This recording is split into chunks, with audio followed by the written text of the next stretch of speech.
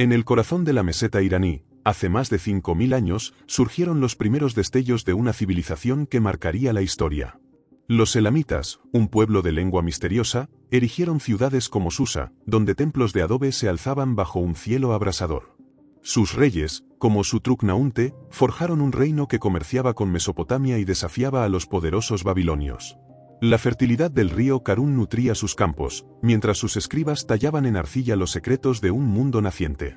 Este fue el germen de Irán, una tierra destinada a la grandeza. Hacia el siglo VII a.C., los medos, un pueblo indoeuropeo, unificaron las tribus del noroeste. Su rey Ciaxares, con astucia y valor, transformó un mosaico de clanes en un reino formidable. Aliados con Babilonia, derrotaron al imperio asirio en Nínive, un triunfo que resonó como un trueno en el mundo antiguo. Los medos no solo conquistaron tierras, sino que sembraron las semillas de una identidad persa. Sus jinetes, diestros en el arco, galopaban por las estepas, llevando consigo un sueño de unidad que pronto cristalizaría. El siglo VI a.C.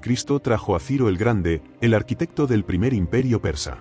Nacido en la tribu de los aqueménidas, Ciro unificó medos y persas con una visión sin precedentes, un imperio donde la diversidad no fuera un obstáculo, sino una fortaleza.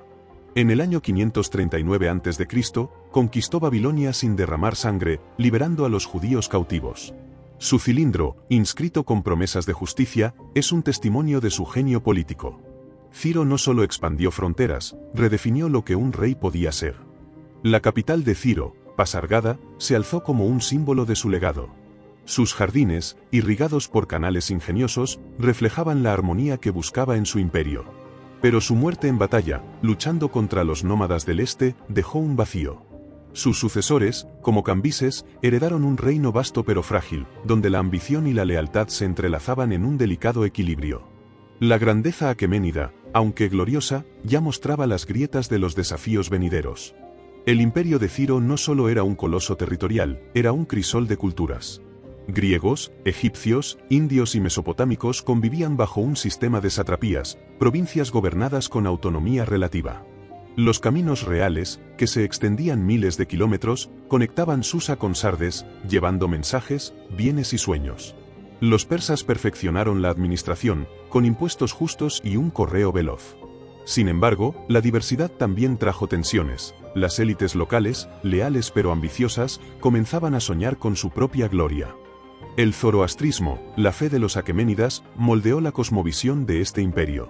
La lucha entre Ahura Mazda, dios de la luz, y Arimán, señor de la oscuridad, inspiraba un sentido de propósito cósmico. Los reyes persas se veían como guardianes del orden divino, pero esta fe también exigía tolerancia hacia otros credos. Templos judíos, griegos y egipcios florecieron bajo su protección. Esta apertura, aunque admirable, generaba preguntas. ¿Hasta dónde podía extenderse la tolerancia sin perder la identidad persa?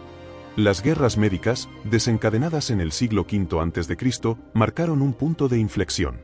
Darío, sucesor de Ciro, soñaba con someter a las ciudades griegas, cuya rebeldía desafiaba su autoridad. La derrota en Maratón, en el año 490 a.C., fue un golpe inesperado. Los griegos, inferiores en número, demostraron que el coloso persa no era invencible. Este revés no solo frenó la expansión, sino que plantó la semilla de una rivalidad que resonaría durante siglos.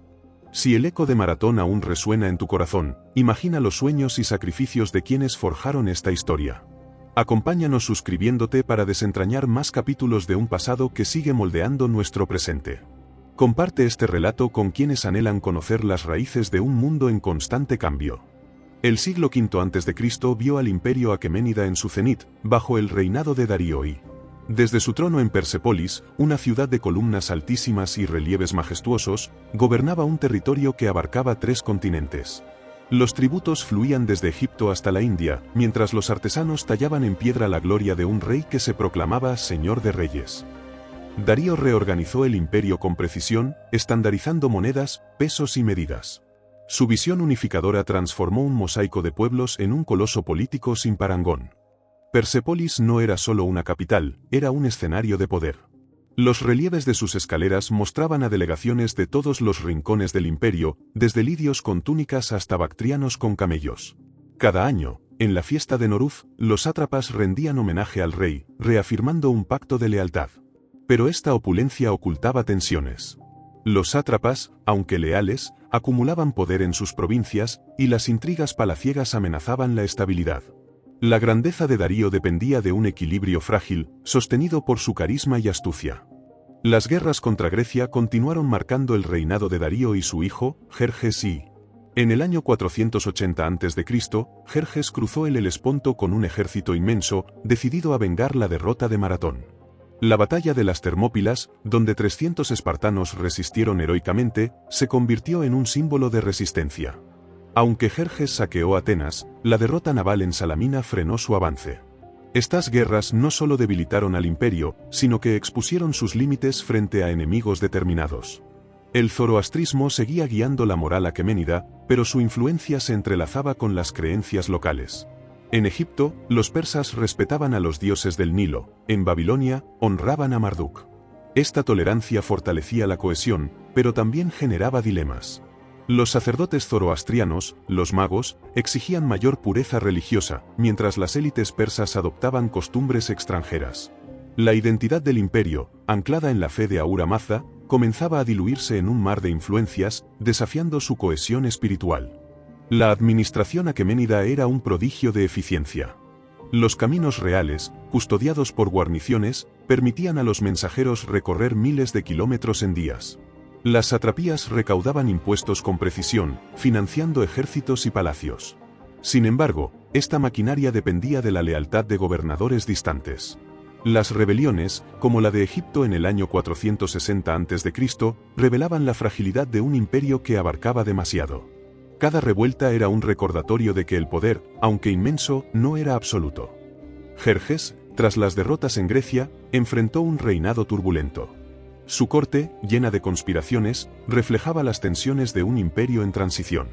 En el año 465 a.C., fue asesinado por un cortesano, desatando una crisis sucesoria.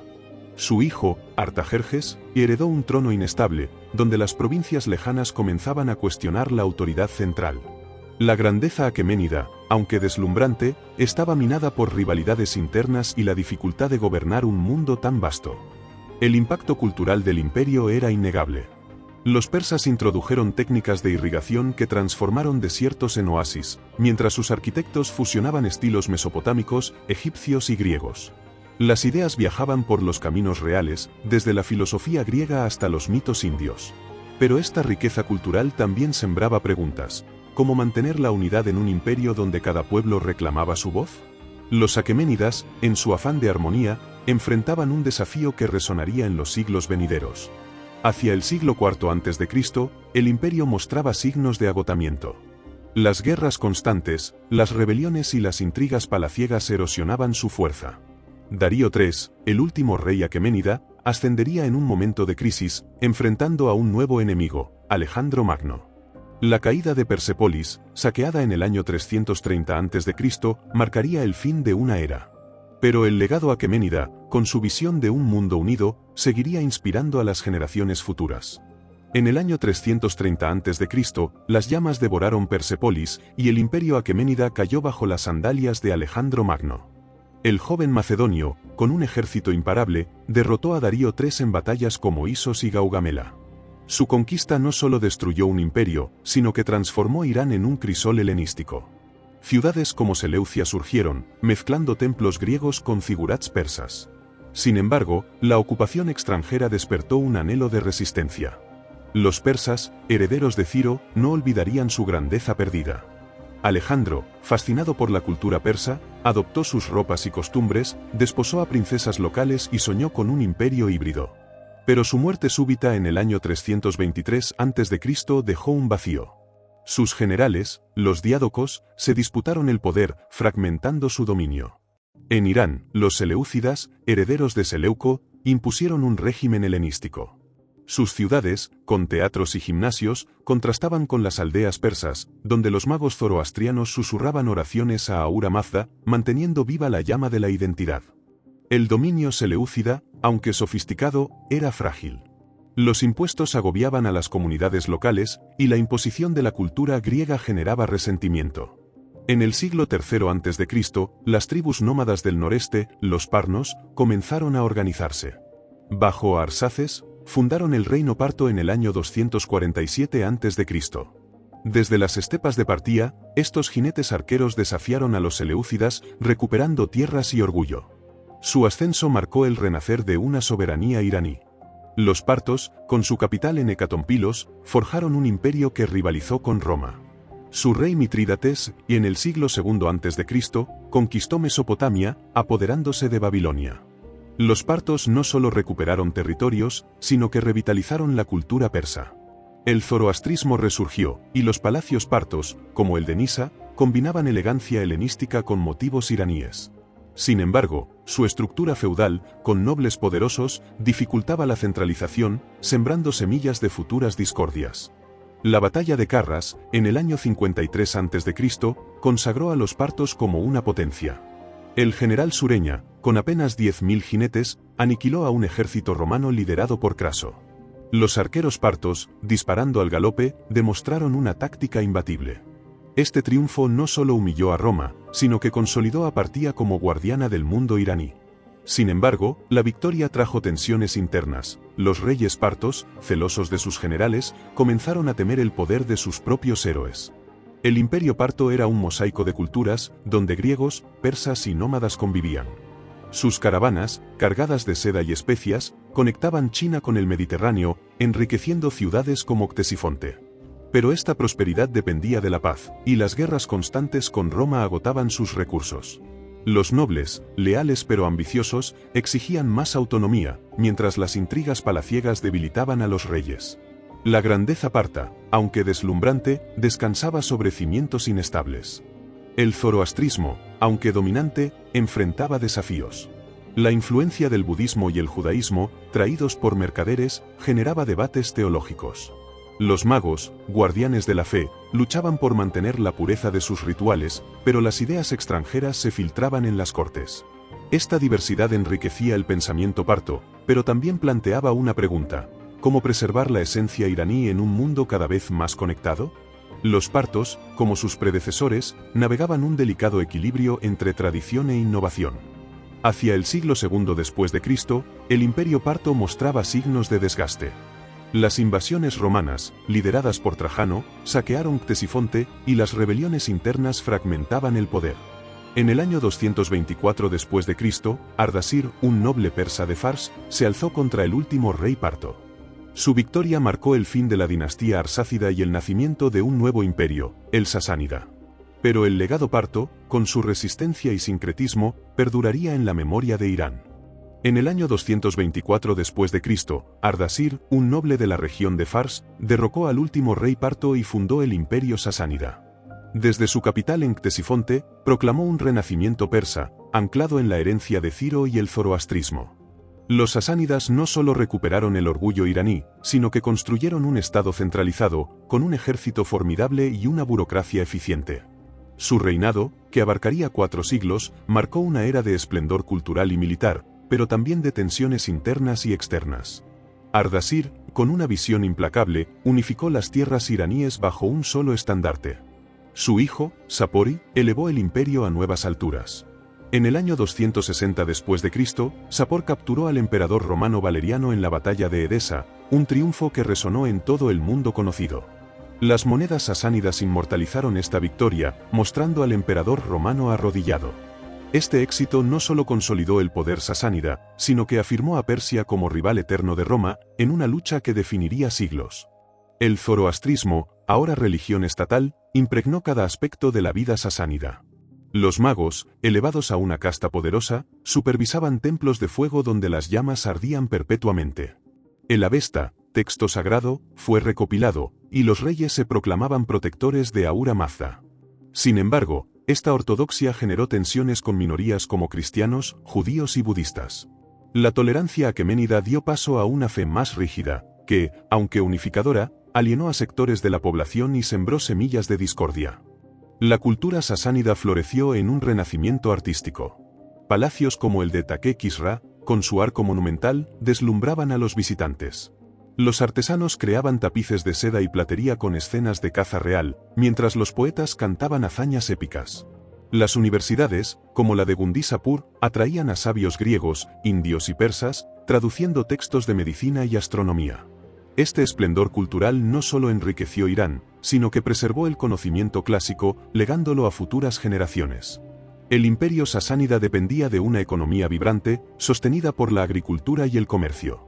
Los canales de irrigación transformaban tierras áridas en vergeles, mientras las caravanas llevaban especias y gemas a China y Bizancio. Sin embargo, las guerras constantes con Roma y más tarde, con el imperio bizantino, drenaban los tesoros. Los impuestos, cada vez más pesados, generaban descontento entre los campesinos, mientras los nobles, celosos de su poder, desafiaban la autoridad del rey. Sapor II, conocido como el Grande, reinó durante 70 años, desde el siglo IV después de Cristo. Su largo gobierno trajo victorias, como la conquista de Amida, pero también derrotas humillantes. En el año 363 después de Cristo, el emperador Juliano invadió Mesopotamia, aunque murió en la retirada. Estas guerras, aunque gloriosas, agotaron al imperio. Las fronteras, constantemente disputadas, exigían ejércitos permanentes, mientras las intrigas palaciegas debilitaban la cohesión de la corte sasánida. Las minorías religiosas, especialmente los cristianos, enfrentaron persecuciones intermitentes. La conversión de Roma al cristianismo en el siglo IV después de Cristo convirtió a los cristianos iraníes en sospechosos de lealtad. Sin embargo, su número crecía, especialmente en Mesopotamia, desafiando la hegemonía zoroastriana. Los reyes sasánidas, atrapados entre la fe y la política, oscilaban entre la represión y la tolerancia. Este dilema reflejaba una pregunta más profunda: ¿cómo gobernar un imperio diverso sin perder su esencia? Hacia el siglo V después de Cristo, el imperio sasánida enfrentaba nuevos desafíos. Las invasiones de los heftalitas, nómadas del este, devastaron las fronteras orientales. Internamente, las reformas de Cosroes, y en el siglo VI después de Cristo, fortalecerían el Estado, pero las semillas de la decadencia ya estaban sembradas. Las guerras interminables, las tensiones religiosas y la desigualdad social erosionaban la grandeza sasánida. Sin embargo, su legado cultural y político perduraría, moldeando el destino de Irán. En el siglo VI después de Cristo, el imperio sasánida alcanzó su apogeo bajo Cosroes, conocido como Anushirvan, el de alma inmortal. Su reinado trajo reformas que revitalizaron el Estado, un sistema fiscal equitativo, un ejército profesional y una burocracia meritocrática. Desde Ctesifonte, Cosroes proyectaba poder, conquistando territorios bizantinos hasta Yemen. Sin embargo, la opulencia de su corte contrastaba con el sufrimiento de los campesinos, agobiados por impuestos para financiar guerras interminables. La grandeza sasánida, aunque deslumbrante, ocultaba fisuras que pronto se ensancharían. Cosroes también fue un mecenas de la cultura. La Academia de Gundisapur, bajo su protección, tradujo textos griegos, indios y siríacos, convirtiéndose en un faro del saber.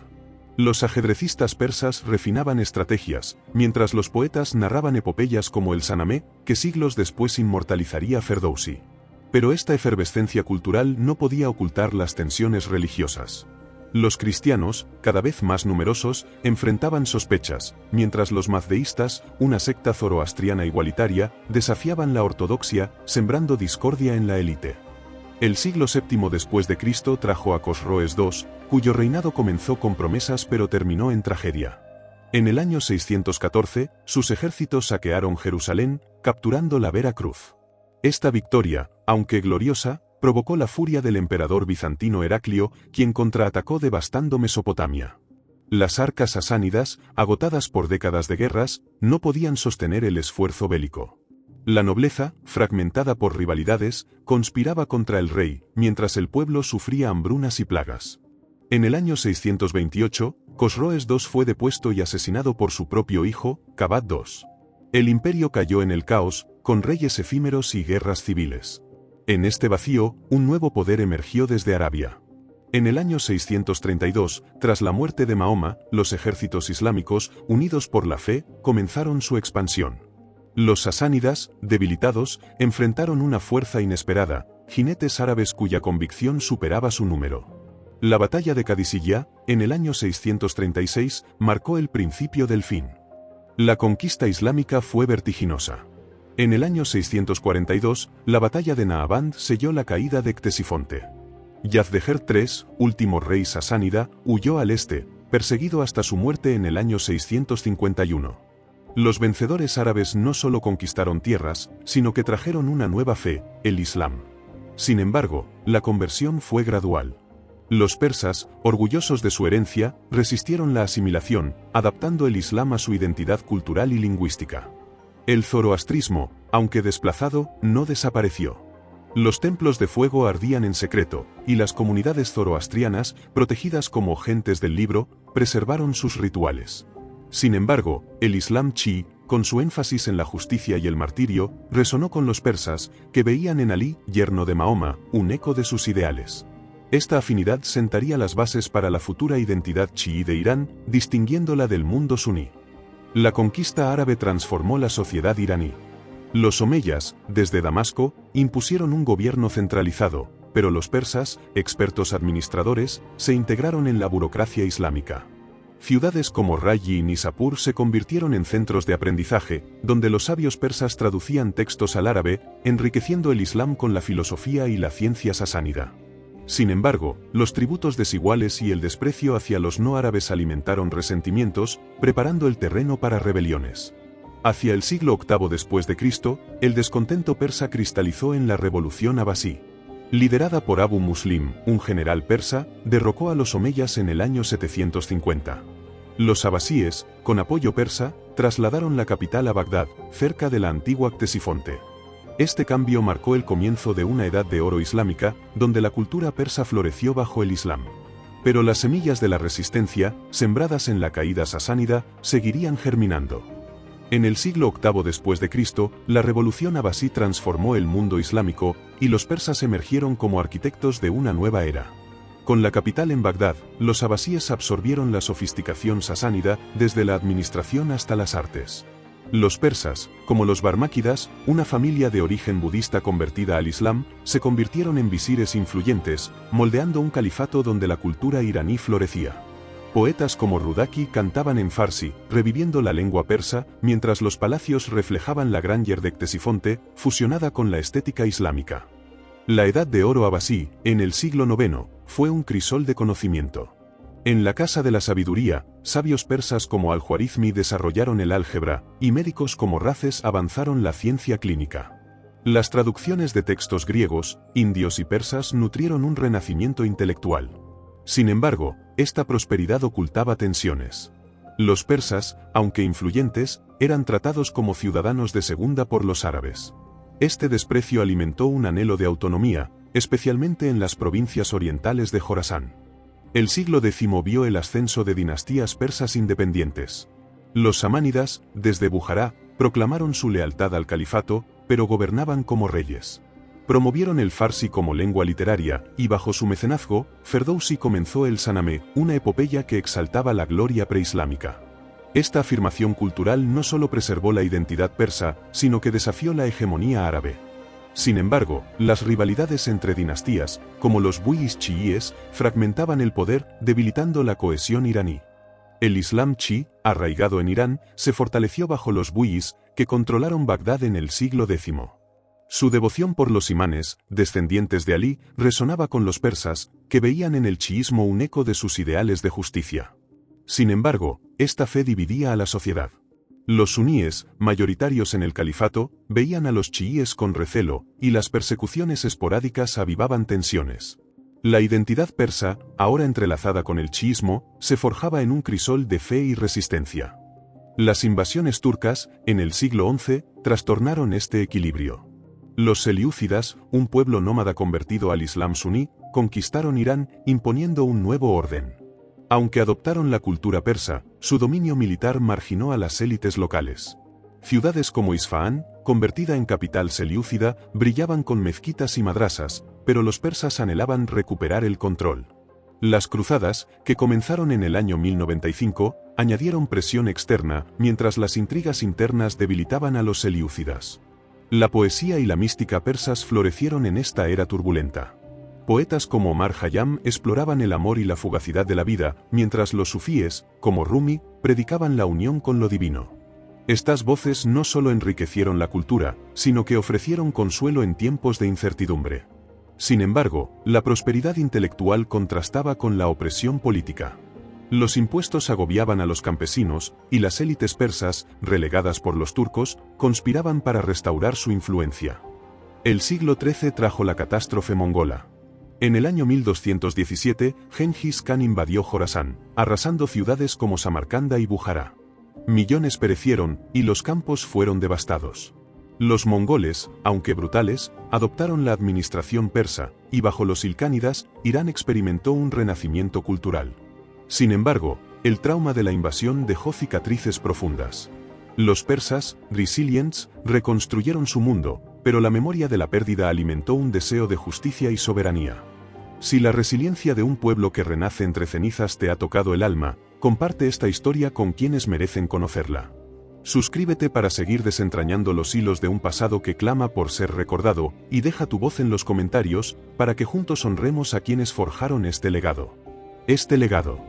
En el siglo XIV después de Cristo, Irán emergió de las sombras mongolas bajo dinastías locales, pero fue en el siglo XVI cuando los safávidas forjaron un nuevo capítulo. En el año 1501, Ismail, un joven líder de una orden sufí, conquistó Tabriz y se proclamó Shah, fundando la dinastía safávida. Su decisión trascendental fue declarar el Islam chií como religión estatal, unificando Irán bajo una identidad religiosa distinta. Este acto no solo consolidó el poder, sino que marcó a Irán como baluarte del chiismo, en oposición al mundo suní. Los safávidas transformaron la sociedad iraní. Ismail, con carisma y fervor, impuso el chiismo duodecimano, venerando a los 12 imanes. Esta fe resonó con los persas, que encontraron en el martirio de Husein, nieto de Mahoma, un eco de su propia historia de resistencia. Sin embargo, la conversión forzada alienó a las comunidades suníes, desencadenando persecuciones y exilios. Las mezquitas chiíes, con sus cúpulas azuladas, se multiplicaron, pero el costo fue una fractura social que aún reverberaría siglos después. El siglo XVII, bajo Abbas, conocido como el Grande, marcó el apogeo safávida.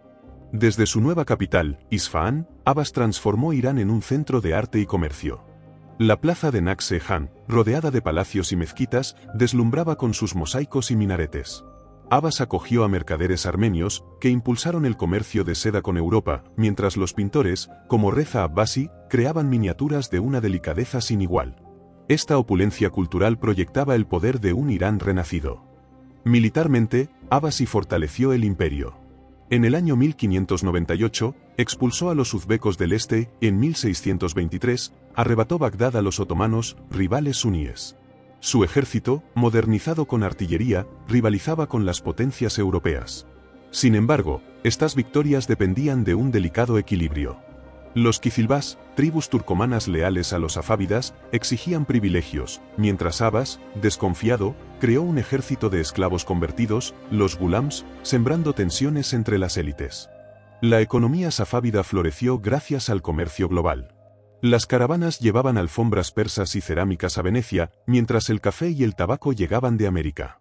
Sin embargo, la centralización del poder en Isfahán marginó a las provincias, y los impuestos agobiaban a los campesinos. La opulencia de la corte contrastaba con la pobreza rural, generando descontento. Los ulemas chiíes, cada vez más influyentes, comenzaban a exigir mayor control, desafiando la autoridad del Shah. El arte safávida reflejaba una síntesis de espiritualidad y sofisticación. Los poetas, como Saadi, exploraban el amor místico, mientras los arquitectos diseñaban jardines que evocaban el paraíso. Sin embargo, esta efervescencia cultural no podía ocultar los dilemas éticos. La intolerancia hacia las minorías, como los cristianos armenios y los zoroastrianos, contradecía el legado de tolerancia aqueménida. Los safávidas, en su afán de unidad, sacrificaron la diversidad que había enriquecido a Irán. Hacia el siglo XVIII, el declive safávida era evidente. Los sucesores de Abbas, menos competentes, enfrentaron rebeliones internas y ataques externos. En el año 1722, los afganos invadieron Isfahán, saqueando la capital y derrocando al último Shah safávida. Este colapso marcó el fin de una era, pero el legado safávida perduró. El chiismo, ahora arraigado, definió la identidad iraní, mientras las artes y la arquitectura inspiraron generaciones futuras. El vacío dejado por los safávidas dio paso a un periodo de caos, con dinastías efímeras como los hafsáridas y los zand. Sin embargo, la semilla del chiismo, plantada por Ismail, germinó en una identidad nacional resiliente. Irán, aunque fracturado, mantuvo su orgullo cultural, preparándose para un nuevo capítulo bajo los Qajares. La historia safávida, con sus glorias y contradicciones, seguía moldeando el alma de una nación. En el siglo XVIII, tras el colapso safávida, Irán enfrentó un periodo de fragmentación. Los hafsáridas y los zand intentaron restaurar la estabilidad, pero fue en el año 1794 cuando Aga Mohammad Khan fundó la dinastía Qajar. Desde Teherán, su nueva capital, unificó las tribus persas con mano dura, restaurando un gobierno central. Sin embargo, los Qajares heredaron un país debilitado, atrapado entre el expansionismo ruso y británico. Su reinado, marcado por intentos de modernización y pérdidas territoriales, definió un Irán en lucha por su identidad. Aga Mohammad, un líder astuto pero cruel, consolidó el poder eliminando rivales.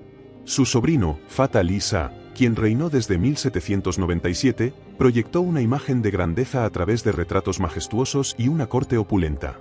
Sin embargo, las guerras con Rusia, en los años 1804 a 1813, resultaron desastrosas. El Tratado de Gulistán cedió el Cáucaso a Rusia, una humillación que reveló la debilidad militar Qajar. Irán, antaño un imperio temido, ahora navegaba un mundo dominado por potencias extranjeras. El siglo XIX trajo presiones externas e internas. Gran Bretaña y Rusia, compitiendo por influencia en Asia, convirtieron a Irán en un peón geopolítico. Los británicos codiciaban rutas hacia la India, mientras los rusos buscaban acceso al Golfo Pérsico. Los Qajares, incapaces de resistir, firmaron tratados desiguales, otorgando concesiones comerciales y territoriales. Internamente, los ulemas chiíes, fortalecidos desde la era safávida, exigían mayor influencia, mientras los comerciantes y campesinos soportaban impuestos opresivos. Bajo Nasir al-Din Shah, quien reinó desde 1848, Irán intentó modernizarse. Inspirado por Europa, introdujo telégrafos, una prensa escrita y la primera escuela politécnica, Dar al-Funun. Sin embargo, estas reformas eran superficiales. La corrupción y la resistencia de la nobleza frustraban el progreso, y las concesiones a extranjeros, como el monopolio del tabaco a los británicos en 1890, provocaron protestas masivas. El pueblo, liderado por los ulemas, comenzaba a exigir justicia y soberanía. La cultura Qajar, aunque opacada por crisis, produjo joyas artísticas. Los pintores capturaron la vida cortesana en lienzos vibrantes, mientras los poetas, como Ani, reflexionaban sobre la decadencia. La arquitectura, con palacios como Golestán, combinaba motivos persas y europeos. Sin embargo, esta efervescencia contrastaba con el estancamiento social. La brecha entre la élite y el pueblo crecía, y las mujeres, relegadas, comenzaban a alzar su voz, inspiradas por figuras como Tahiri, una poetisa y defensora de los derechos. El movimiento constitucional, en el siglo XX, marcó un punto de inflexión. En 1906, tras protestas lideradas por comerciantes, ulemas y reformistas, Mozaffar al-Din Shah aceptó una constitución y un parlamento, el Majlis. Este logro, inspirado por ideales democráticos, prometía limitar el poder monárquico. Sin embargo, las divisiones internas y la intervención extranjera socavaron el experimento. En 1911, Rusia y Gran Bretaña dividieron Irán en esferas de influencia, aplastando las esperanzas de soberanía. Las tensiones religiosas también definieron la era Qajar. El chiísmo, pilar de la identidad iraní, fortaleció su influencia a través de los ulemas, quienes organizaban ceremonias masivas de Asura. Sin embargo, el surgimiento del bahaísmo, una fe nacida en 1844, desafió la ortodoxia. Los bahaíes, perseguidos brutalmente, representaban un dilema: ¿cómo equilibrar la tradición religiosa con la modernidad? Esta pregunta, sin respuesta, alimentó debates que resonarían en el futuro.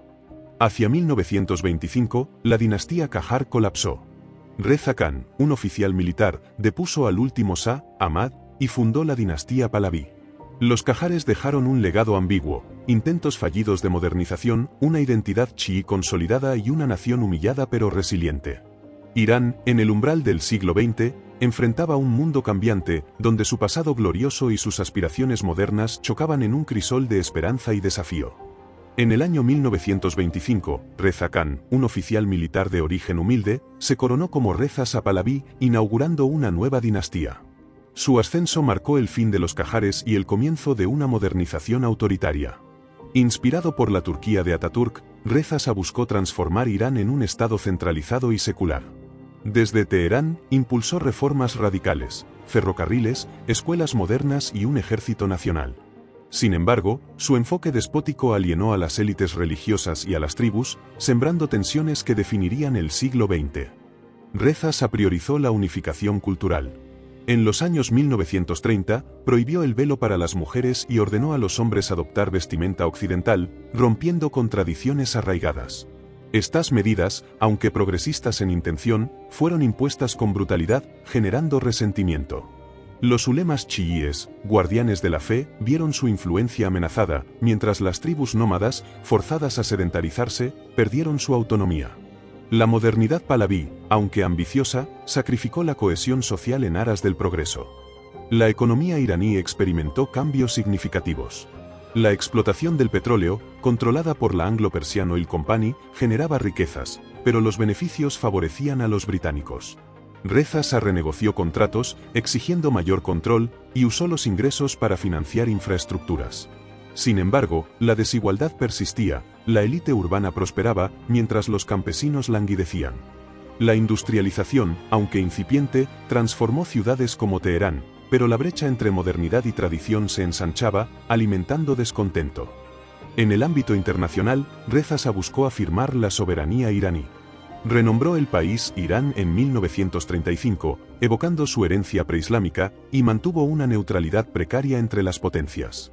Sin embargo, su simpatía por Alemania durante la Segunda Guerra Mundial alarmó a los aliados. En 1941, británicos y soviéticos invadieron Irán, forzando su abdicación.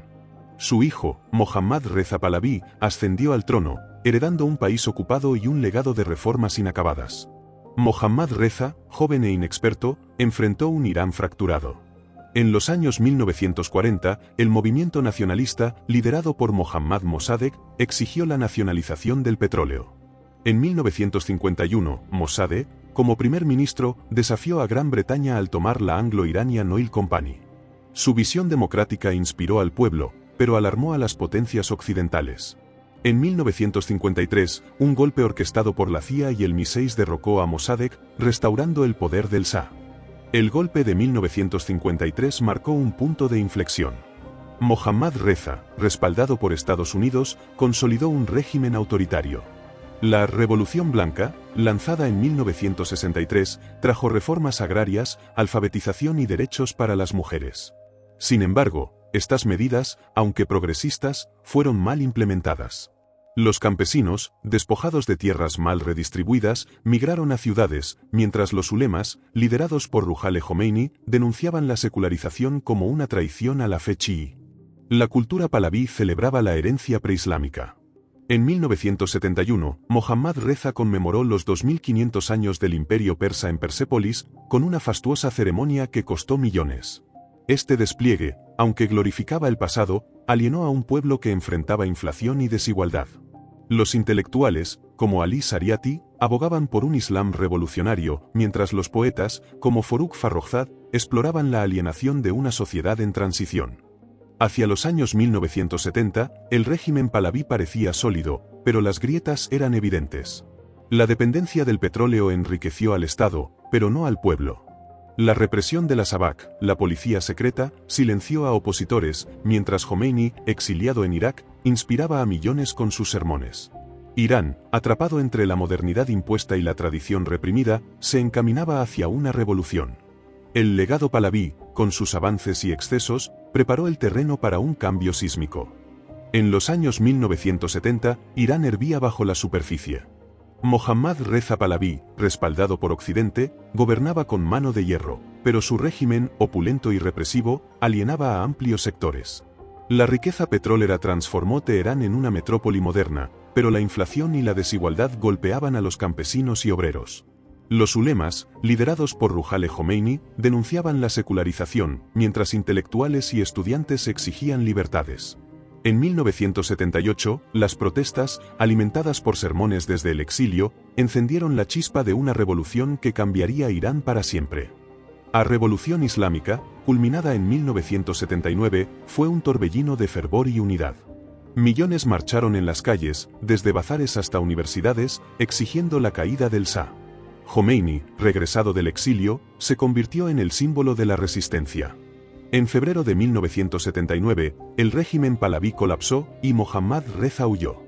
La monarquía, antaño intocable, dio paso a una república islámica bajo el liderazgo de Jomeini, quien prometió justicia, soberanía y un retorno a los valores chiíes.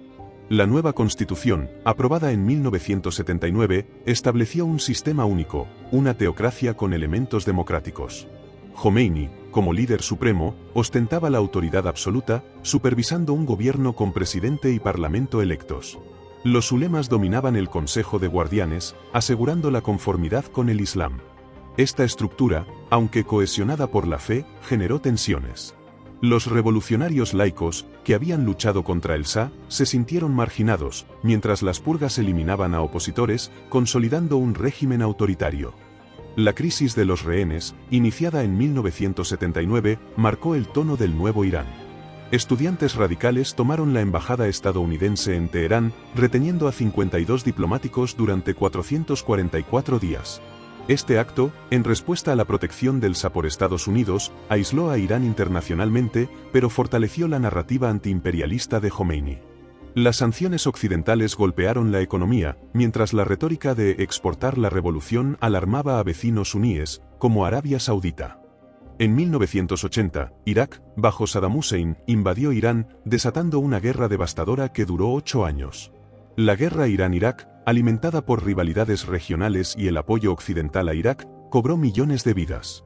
Los iraníes, unidos por el martirio chií, resistieron con tenacidad, pero el costo fue inmenso: ciudades destruidas, una generación diezmada y una economía en ruinas.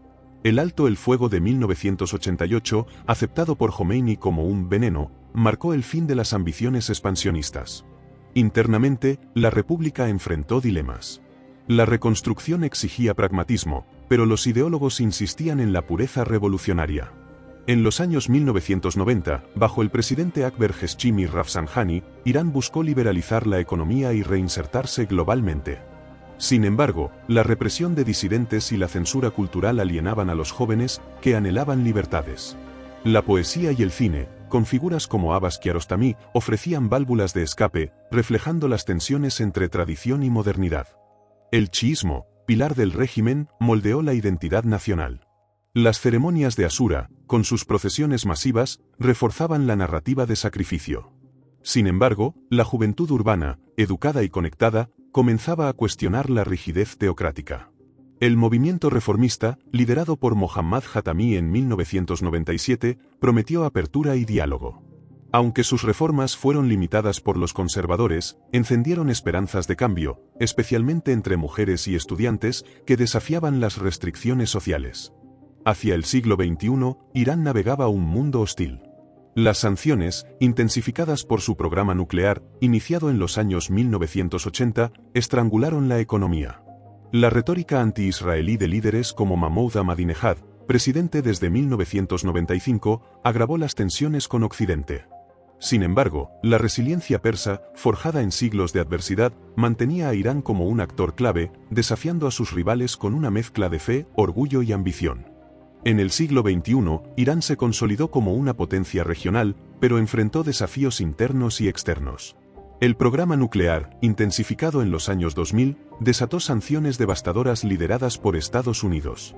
La retórica anti-israelí de Mahmoud Ahmadinejad, presidente desde 1995 hasta 1983, y su negación del Holocausto, aislaron a Irán diplomáticamente. Sin embargo, la diplomacia de Hassan Rouhani, elegido en 1983, logró el acuerdo nuclear de 1985, aliviando sanciones a cambio de límites al programa nuclear. El acuerdo nuclear, conocido como JPOA, fue un hito frágil. Aunque trajo inversiones extranjeras, los beneficios tardaron en llegar al pueblo. En 1988, Estados Unidos, bajo Donald Trump, se retiró del acuerdo, reimponiendo sanciones que colapsaron la moneda iraní. La inflación y el desempleo dispararon protestas masivas en 1987 y 1989, donde miles exigieron reformas económicas y libertades. El régimen, liderado por el líder supremo Ali Jamenei, respondió con represión, profundizando el descontento entre los jóvenes. Internamente, la sociedad iraní se transformó. La juventud, conectada por Internet, desafiaba las restricciones culturales. Las mujeres, obligadas a usar el hiyab, protagonizaron actos de desobediencia, como la campaña Mi Libertad Silenciosa. En 1982, la muerte de Mahsa Amini bajo custodia policial desató protestas nacionales bajo el lema Mujer, Vida, Libertad. Estas manifestaciones, lideradas por mujeres y estudiantes, revelaron una brecha generacional. Mientras los ulemas defendían la teocracia, la juventud anhelaba apertura y derechos. En el ámbito regional, Irán expandió su influencia. Apoyó a Hezbollah en Líbano, al régimen de Assad en Siria y a las milicias chiíes en Irak, formando un eje de resistencia contra Israel y Arabia Saudita. Esta estrategia, aunque fortaleció a Irán geopolíticamente, lo convirtió en enemigo declarado de Israel, que lanzó ciberataques y asesinatos selectivos contra científicos nucleares iraníes. Los enfrentamientos indirectos, como los bombardeos israelíes en Siria, elevaron las tensiones, acercando la región a conflictos mayores. La economía, estrangulada por sanciones, dependía del petróleo y el comercio con China. Los esfuerzos por diversificar, como la inversión en tecnología, chocaban con la corrupción y la fuga de talentos. Los bazares, antaño vibrantes, languidecían, mientras los trabajadores enfrentaban salarios insuficientes. Sin embargo, la cultura persa florecía, cineastas como Asghar Farhadi ganaban premios internacionales, y los poetas, inspirados por Rumi, exploraban la resiliencia. Esta vitalidad contrastaba con la rigidez del régimen. El chiismo seguía siendo el pilar de la identidad iraní. Las ceremonias de Asura reunían a millones, reforzando la narrativa de sacrificio. Sin embargo, la secularización crecía entre los urbanos, que veían la teocracia como anacrónica. Los reformistas, aunque limitados por el Consejo de Guardianes, abogaban por cambios graduales, mientras los conservadores, liderados por Ebrahim Raisi, elegido en 1981, defendían la ortodoxia. Esta polarización reflejaba un dilema: ¿cómo reconciliar fe y modernidad? Las tensiones con Occidente se intensificaron en los años 2020. Los ataques a petroleros en el Golfo Pérsico, atribuidos a Irán, y el derribo de un dron estadounidense en 1989, elevaron el riesgo de guerra. La muerte de Qasem Soleimani, comandante de la Guardia Revolucionaria, en un ataque estadounidense en 1980, desató furia, pero también mostró la resiliencia iraní. Irán respondió con ataques controlados, evitando una escalada total, pero manteniendo su postura desafiante. Hacia 1985, Irán enfrentaba un futuro incierto.